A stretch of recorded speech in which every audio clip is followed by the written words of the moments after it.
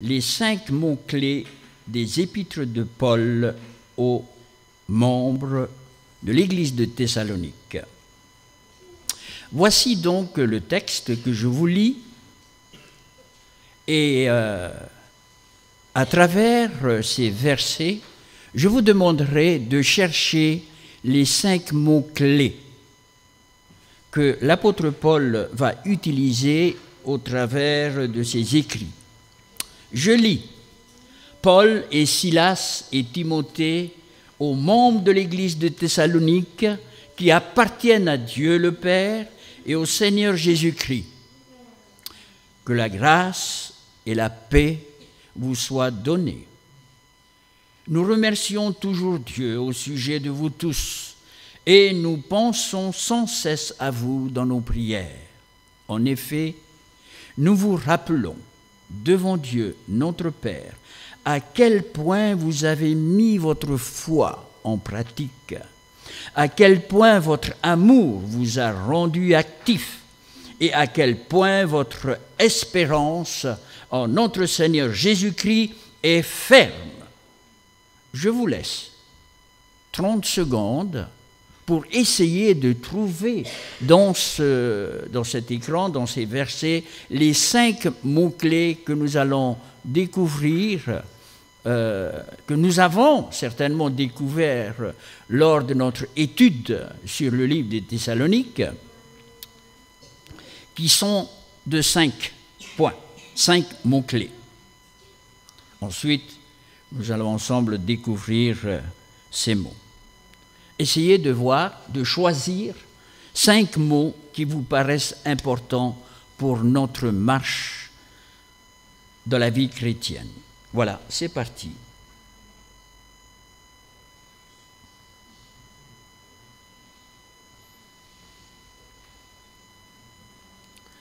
Ensuite, vous verrez si vous avez fait le bon choix.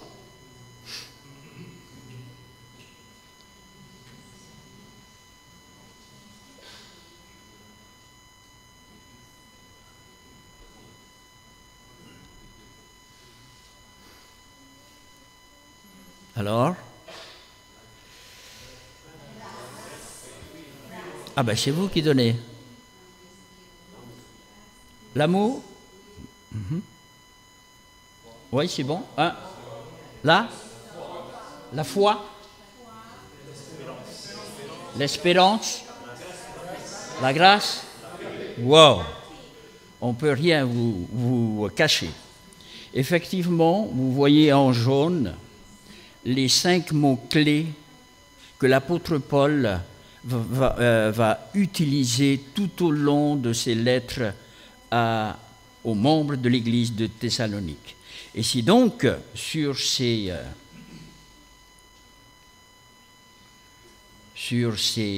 mots-clés que, ensemble, nous allons travailler ce soir.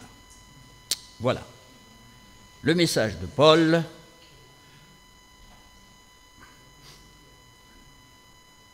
aux membres de l'Église de Thessalonique.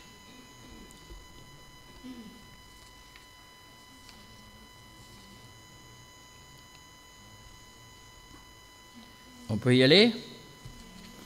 Bon. Le premier mot-clé, c'est la foi. Je vous invite à lire au tableau notre premier texte, Hébreux 11, verset 1. Or, la foi est une ferme assurance des choses qu'on espère, une démonstration de celles qu'on ne voit pas.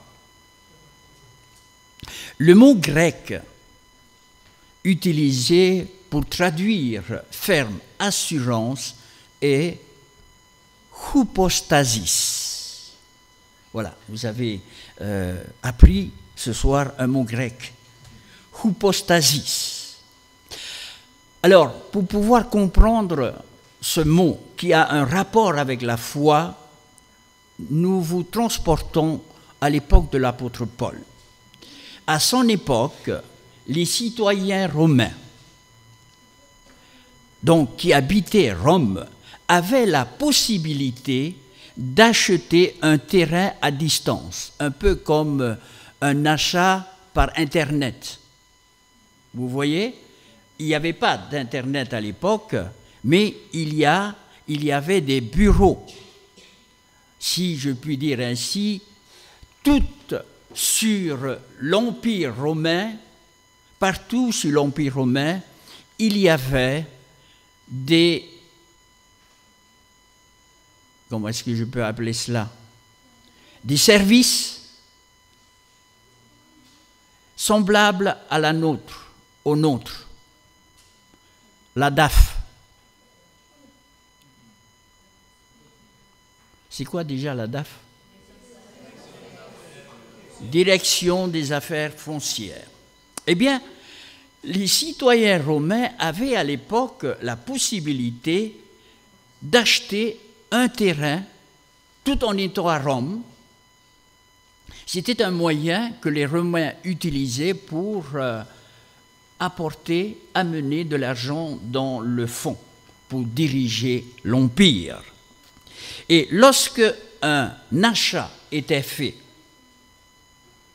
eh bien, l'acquéreur recevait un document appelé hypostasis.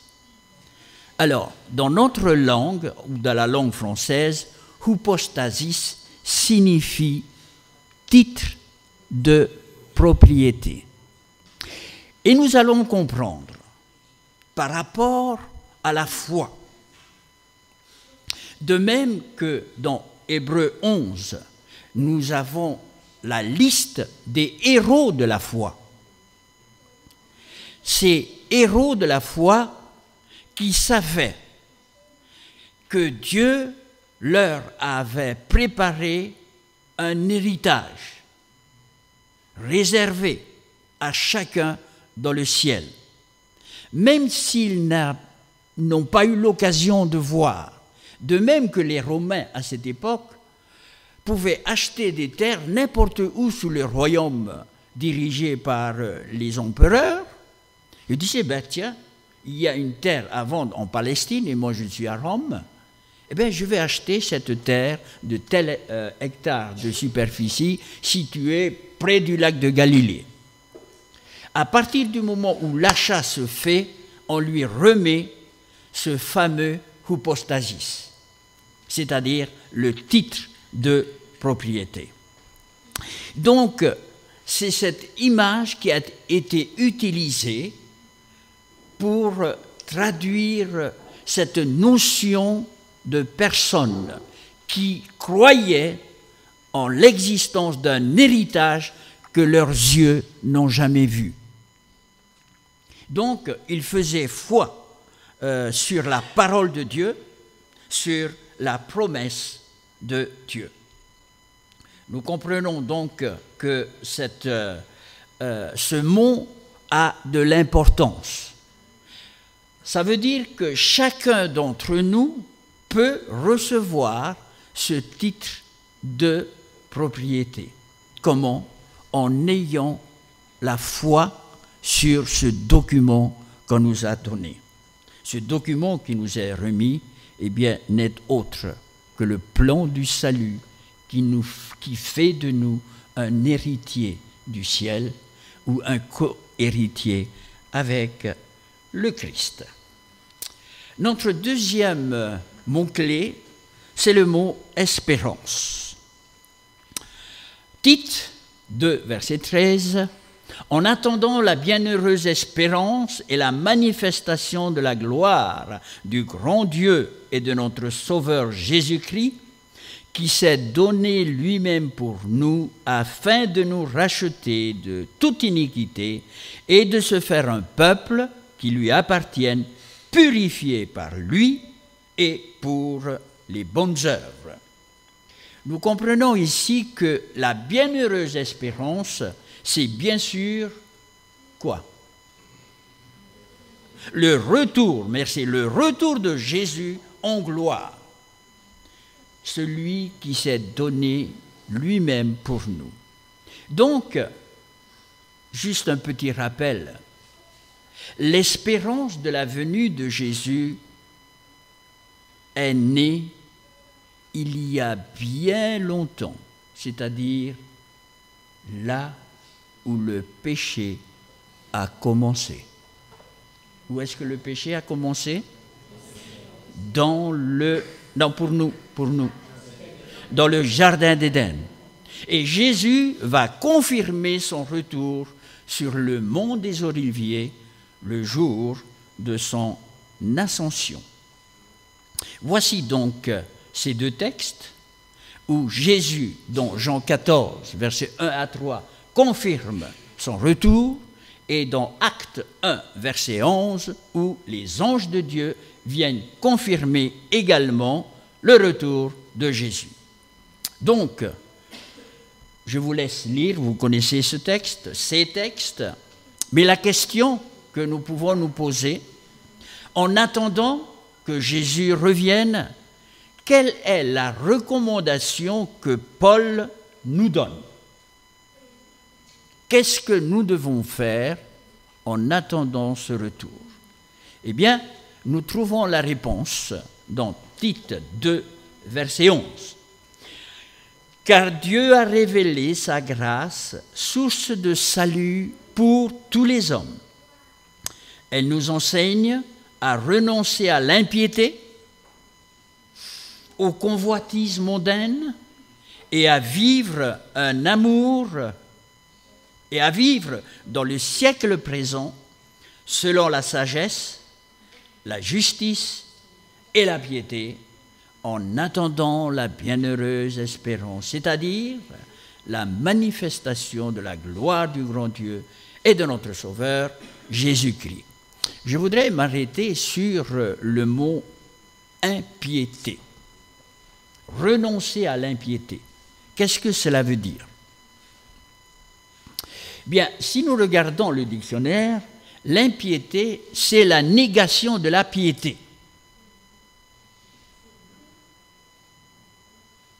La piété, c'est l'amour et le respect des choses de la religion. L'impiété, c'est le contraire. C'est la haine, c'est le mépris pour tout ce qui touche à la religion. Il faut renoncer à l'impiété. Je ne sais pas si vous avez en tête l'image ou la photo ou le profil du professeur et pasteur Bernard Sauvagnat. Il est venu en tant que prof de Collonges ici pour former nos pasteurs. Et à un moment donné, je l'ai pris parce que je voulais discuter avec lui. Et c'est alors qu'il m'a expliqué comment est-ce que Carl Johnson est venu en Polynésie. À cette époque, nous étions dirigeants de jeunesse et on voulait faire venir quelqu'un, mais on ne savait pas qui. Alors je me suis dit, je vais lui poser la question. Je vais lui dire s'il connaît quelqu'un qui pourrait venir en Polynésie pour 2 semaines d'évangélisation en faveur des jeunes. Et voici ce qu'il m'a dit. Ma fille est allergique à la religion. Ma fille est allergique à la religion. Il ne faut pas lui parler de religion. À ce moment-là, elle préparait son doctorat, docteur en médecine. Et voilà que un jour, elle revient à la maison remplie de bonheur, de joie, parce qu'elle venait d'assister à un séminaire pour les jeunes à Paris. Pour la première fois, elle a complètement changé d'attitude par rapport à la religion. Et celui qui tenait le service est un monsieur qui s'appelle Carl Johnson. Lorsqu'il m'avait parlé de Carl Johnson, tout d'un coup, on est allé dans le yearbook et on a trouvé parce qu'il me disait, il doit être au Canada. Il n'avait pas encore rencontré Carl Johnson. mais il doit être au Canada. Et c'est ainsi que nous avons cherché dans le yearbook, nous avons trouvé au Canada un certain monsieur qui s'appelle Cal Johnson. Et alors, le contact a été fait et vous connaissez la suite. Grâce à une fille qui était au départ allergique à la religion. L'impiété, c'est cela. La piété, c'est l'amour et le respect pour les choses de la religion. En fait, ici, l'apôtre Paul nous présente tout un programme de réveil, un programme de réforme dans notre vie de tous les jours. Notre troisième mot-clé, c'est l'amour. Maintenant donc, ces trois choses demeurent, la foi, l'espérance, l'amour. Mais la plus grande de ces choses, c'est l'amour. Est-ce que vous êtes d'accord avec moi pour dire qu'un jour, la foi et l'espérance prendront fin? Oui? Eh oui. À quel moment est-ce que l'espérance va prendre fin? Lorsque Jésus reviendra. Lorsque cette espérance devient une réalité. Et la réalité fait disparaître le rêve, l'espérance. Et alors, quand nous serons enlevés au ciel, et lorsque nous entrerons dans la cité de Dieu, alors notre foi va cesser également. Plus besoin de croire, puisque mes yeux vont voir. À partir du moment où les yeux voient, comme Thomas, eh bien, on ne peut que déclarer « Mon Seigneur et mon Dieu ». Cependant, une chose demeure, c'est l'amour. Dieu est amour. Dieu est éternel, donc l'amour aussi est éternel. C'est pour cela que la plus grande de ces choses, c'est l'amour. Eh bien, nous allons maintenant voir le quatrième mot-clé, qui est la paix. Alors, qu'est-ce que ça veut dire hypostasis? Titre de propriété. En quelle langue? Hypostasis en grec. La paix, en quelle langue? En hébreu. En hébreu. Il y a un autre mot qui ressemble, qui est très proche de shalom, c'est shlem. Shalom, shlem. Ce sont des mots presque synonymes. Que signifie shlem, shalom? La paix. Et que signifie shlem? La santé.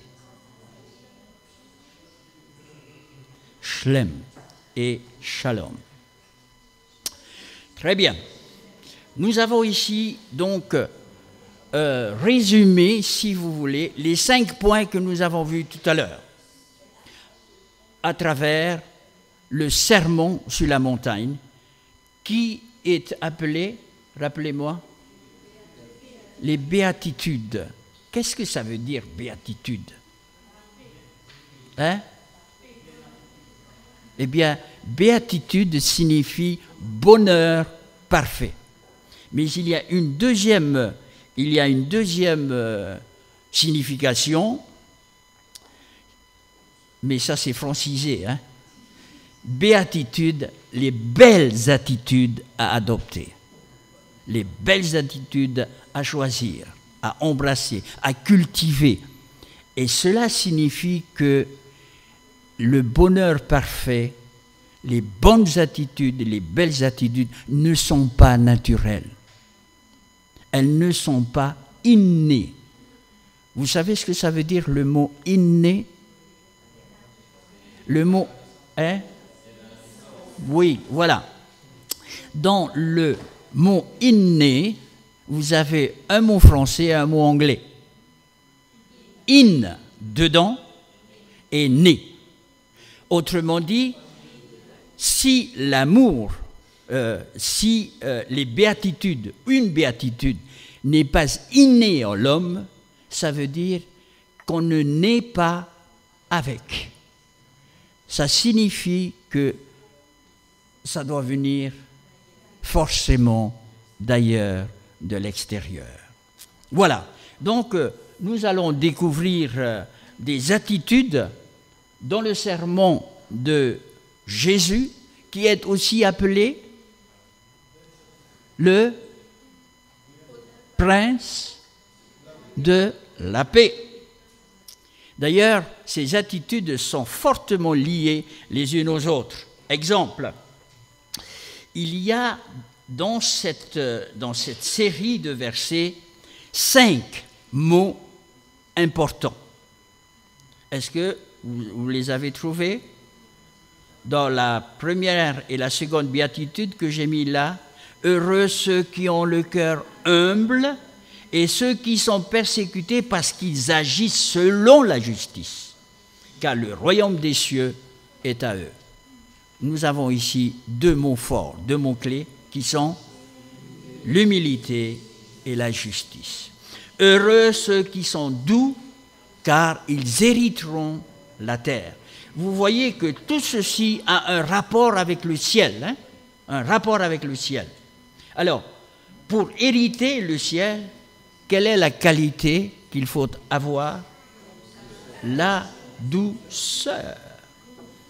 Heureux ceux qui ont le cœur pur, car ils verront Dieu. Quelle est la valeur qu'il faut mettre en avant dans notre vie? La pureté de quoi? Du cœur, plus que la pureté du corps. Mais le cœur doit marcher avec le corps. Enfin, heureux ceux qui créent la paix autour d'eux, car ils seront appelés fils de Dieu. Donc, l'humilité, la justice, la douceur, la pureté et la paix, voilà donc des caractéristiques du véritable disciple de Christ. Il faut savoir que l'humilité et la pureté ont affaire avec moi-même. Il s'agit de ma relation avec qui? Avec moi. La justice, la douceur, la paix ont affaire avec mon prochain, avec moi et mon prochain. Il s'agit là de ma relation avec l'autre, avec autrui. C'est pourquoi l'apôtre Paul va mettre l'accent sur cet aspect de notre relation avec les autres. D'ailleurs, il le dit dans Romains 12, verset 18, « S'il est possible, autant que cela dépend de vous, soyez en paix les uns avec, soyez en paix avec tous les hommes. » Paul, donc, nous dit, soignez votre relation avec le Dieu de paix. Autrement dit, votre relation verticale. Et ne négligez pas votre connexion avec Dieu. Cultivez, entretenez votre relation verticale. Dans 1 Thessaloniciens chapitre 5, verset 23, c'est un verset que j'aime énormément.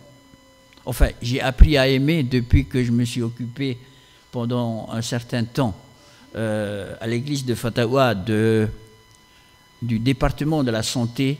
C'est ça la base de toute vie. Qui dit que le Dieu de paix vous sanctifie lui-même tout entier et que votre être, l'esprit, l'âme et le corps soient conservés irrépréhensibles jusqu'à l'avènement de notre Seigneur Jésus-Christ. Alors, que le Dieu de paix vous sanctifie, j'aimerais ici situer la sanctification dans notre cheminement. il faut savoir que pour situer la sanctification, eh bien, la vie du chrétien se déroule en 3 étapes. Vous êtes d'accord? 3 étapes. Première étape, qui est la justification, et qui va durer combien de temps? Quelques secondes, au travers du baptême d'eau et de l'esprit. Au moment où nous sommes justifiés devant Dieu, c'est-à-dire rendus justes à ses yeux, c'est au moment où nous recevons le baptême. La justification donc va durer quelques secondes. Après la justification, c'est la sanctification. La sanctification est un processus qui va durer combien de secondes? Sanctification.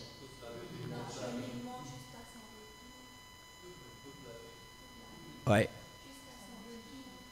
Un processus qui dure le temps d'une vie terrestre. Si je vis, et c'est mon souhait le plus fort, jusqu'au retour du Christ, eh bien ma sanctification ira jusqu'au retour du Christ. Et si je dois mourir demain, ma sanctification s'arrête demain.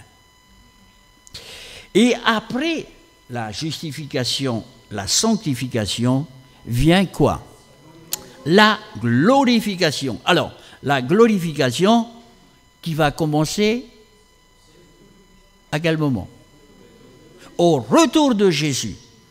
Et qui va durer combien de temps? L'éternité. Tel est donc le parcours du combattant que nous sommes appelés à faire, sans exception. Et maintenant, nous arrivons au dernier mot-clé, qui est la grâce. Le mot grâce, en grec, signifie, j'ai oublié le mot, mais c'est pas grave, j'ai pas oublié le sens du mot.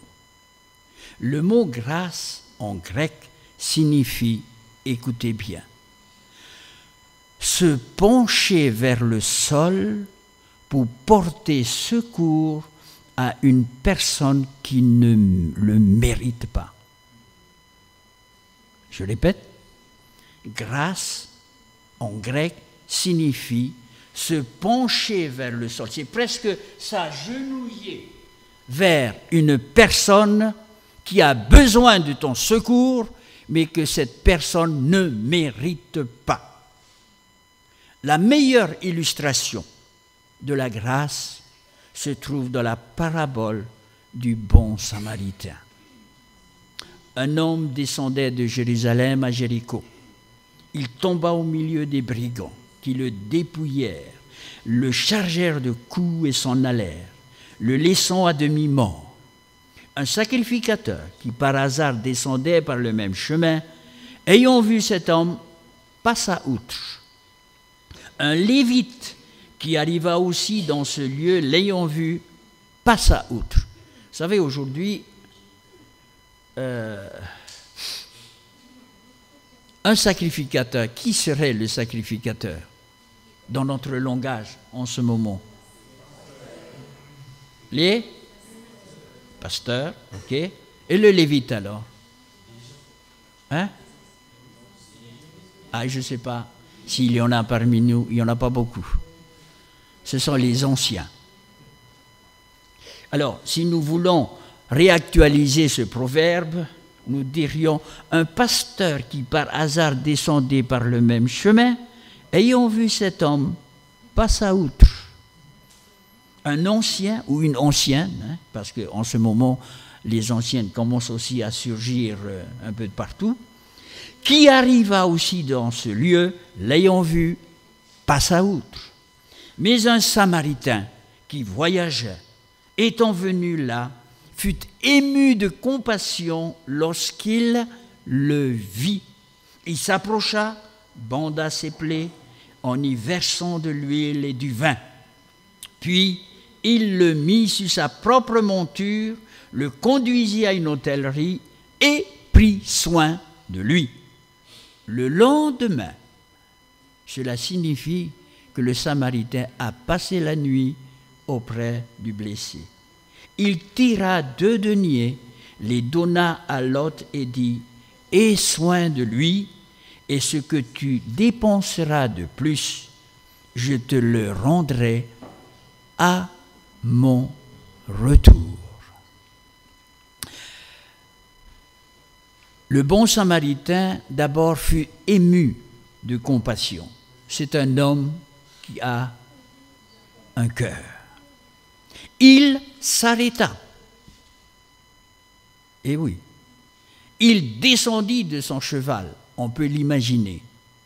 Il s'approcha du blessé et voilà le geste. Il se pencha vers le blessé, presque en s'agenouillant, pour lui porter secours en bandant ses plaies, en y versant de l'huile et du vin. Cette huile que nous pourrions aujourd'hui appeler une huile essentielle s'appelle l'huile d'olive. Et ce vin qui pourrait ressembler, qui pourrait être comparé à un citron, lorsqu'on se blesse, pour désinfecter, pour nettoyer. Eh bien, après avoir bandé les blessures, les plaies de cet homme, eh bien, il va le porter sur son cœur.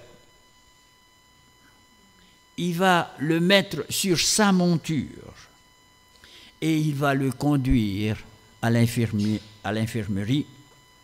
Il va veiller toute la nuit, il va tirer 2 deniers, il va donner à l'hôte ces 2 deniers en lui promettant de payer à son retour toute autre dépense supplémentaire. Si nous pouvions résumer ce que nous avons vu, nous dirions que Jésus lui-même, il a prié pour que notre foi ne défaille point.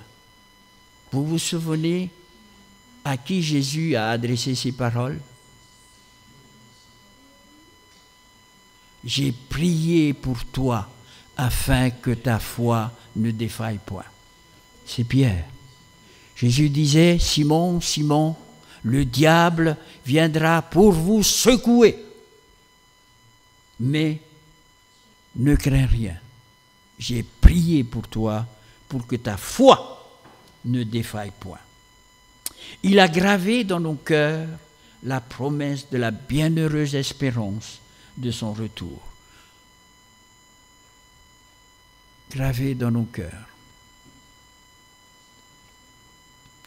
Est-ce que vous savez que vos noms sont gravés aussi dans ses mains? Je pense que c'est Ésaïe qui le dit. Je t'ai gravé sur mes mains. Qu'est-ce que cela signifie? Eh bien, les marques des clous sur la croix ont définitivement inscrit nos noms sur ces cicatrices. Il nous a aimés jusqu'à offrir sa vie pour nous racheter. Il nous a aimés d'un amour éternel et inconditionnel. Il nous a laissé la paix, nous a donné sa paix, non pas comme le monde donne. Il a manifesté sa grâce, il s'est penché vers nous jusqu'à se sacrifier sur la croix pour nous sauver de la mort éternelle, alors que nous ne le méritions pas. Eh bien, Jésus, notre Maître, est venu tout simplement nous montrer la voie à suivre. Il a même mis en pratique dans sa propre vie les 5 mots-clés qui caractérisent le véritable disciple du Christ. Et pour conclure, nous avons commencé par l'apôtre Paul, nous sommes passés avec Jésus et nous allons conclure ou terminer avec l'apôtre Paul. Dans 1 Corinthiens chapitre 11, verset 1er, Paul déclare « Soyez mes imitateurs ». Est-ce que vous pensez que ce n'est pas un peu ambitieux quand il a écrit « Regardez-moi et imitez-moi ». Voilà, en fait, ce qu'il a dit. « Soyez mes imitateurs ». Eh bien, si on s'arrêtait là, oui, nous dirions, il est allé un peu fort celui-là. Mais le texte ne s'arrête pas là. Dans 1 Corinthiens 11, verset 1, Paul dit « Soyez mes imitateurs comme je le suis moi-même de Christ ». En fait, son vrai, l'image vraie qu'il imitait n'était autre que celle du Christ. Eh bien, alors qu'une année nouvelle commence, que c'est l'heure de son départ, approche, il devait partir pour Rome, où il allait être décapité. Paul va avoir une pensée pour Timothée. Et à travers lui, tous les jeunes Timothée du monde entier. Il va leur laisser un vœu de nouvel an, un message fort, adapté à tous les temps, à tous les âges, en tout lieu, mais aussi un testament en 5 points.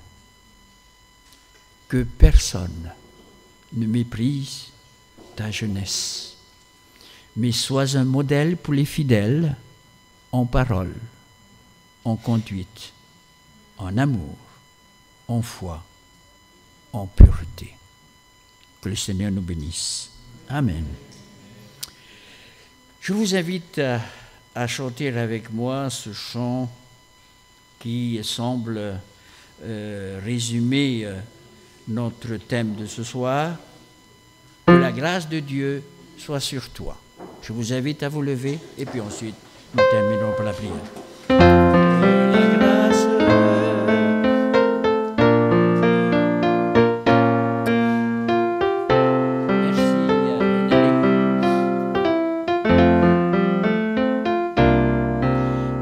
La grâce sur toi et qu'il t'aide à marcher dans ses voies. Reçois tout son pardon et sa bénédiction. Va en paix dans la joie, dans l'amour.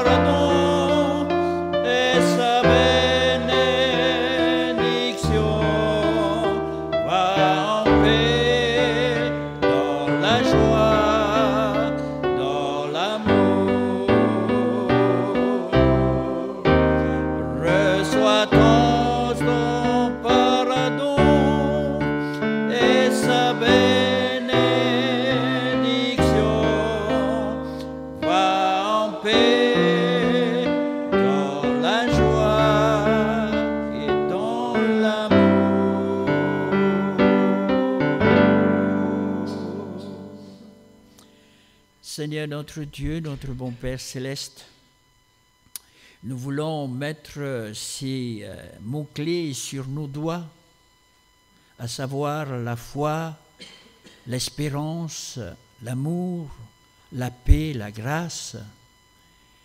Et nous voulons aussi, sur les autres doigts de la main, penser à ce message de Nouvel An et aussi ce testament de l'apôtre Paul. Sois un modèle pour les fidèles, en parole, en conduite, en amour, en foi et en pureté. Que ces messages que tu nous adresses puissent trouver un écho favorable dans notre vie, alors que nous venons d'ouvrir une nouvelle année que nous voulons bonne et heureuse, enrichissante pour chacun d'entre nous et pour toutes les familles que nous représentons. Au nom de Jésus. Amen.